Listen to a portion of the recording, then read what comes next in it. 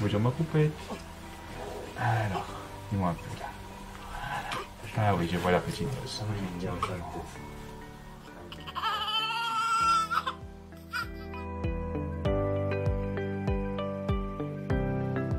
Formant, je suis ostéopathe à l'hôpital XL. J'ai la particularité d'être spécialisé en ostéopathie périnatale et pédiatrique. Là, je teste déjà la mobilité de son petit cou, voir si ça a occasionné des tensions, voir un petit torticolis. On a des collaborations interdisciplinaires avec les services de maternité de l'hôpital et de néonatologie où on se rend très régulièrement. On est donc associé à ces services hospitaliers spécifiques.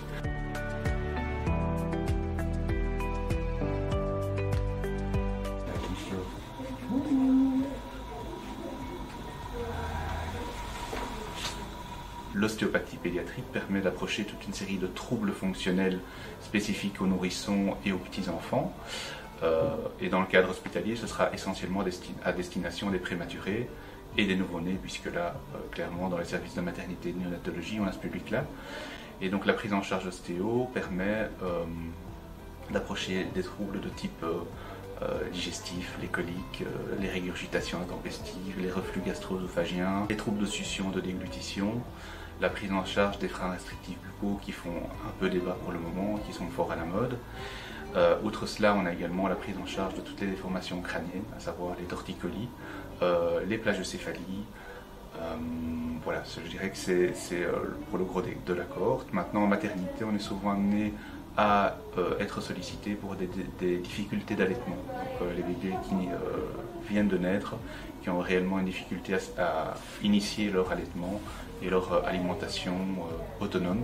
Outre cela, dans la prise en charge pédiatrique plus générale, on a également tout ce qui est asymétrie positionnelle, donc le phénomène des bébés moulés qui sont en fait mal alignés dans les 3 plans d'espace, où on va justement aider à se recentrer et à se rééquilibrer dans leur posture.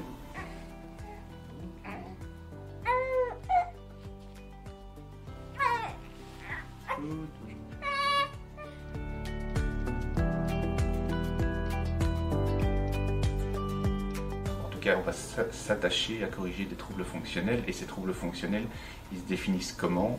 Par des dysfonctions somatiques ou, dans un langage plus compréhensible, par des pertes de mobilité, des restrictions de mobilité dans les tissus et les articulations, à tous les niveaux du corps que ce soit. Et donc en restituant une fonction et donc à partir d'une mobilité tissulaire normalisée, on corrige en fait la fonction, et donc on permet à un enfant d'avoir une succion déglutition plus efficace, un transit digestif amélioré, une mobilité articulaire au niveau de la nuque ou au niveau de la colonne ou du bassin améliorée. Donc cet enfant qui a une tendance à se latéraliser d'une manière trop prononcée d'un côté aura beaucoup plus d'aisance, de facilité à se mobiliser des deux côtés ou dans les 3 plans de l'espace. Ah non, la prise en charge finalement, avec ce que je vous explique, démarre déjà chez le prématuré. Alors chez le prématuré, on a également cette particularité que, de par son immaturité, souvent en fait l'enfant a des difficultés d'initier certaines fonctions, dont la fonction d'alimentation. Et donc là, clairement, l'apport de l'approche ostéopathique permet d'autonomiser le bébé de manière plus rapide, et ça, plusieurs études déjà tendent à le mettre en évidence. La durée des séjours en maternité, enfin en néonatologie, pardon, diminue avec une intervention ostéopathique.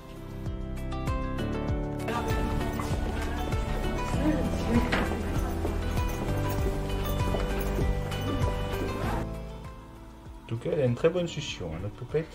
Ouais, tout le monde nous le dit. Elle est efficace.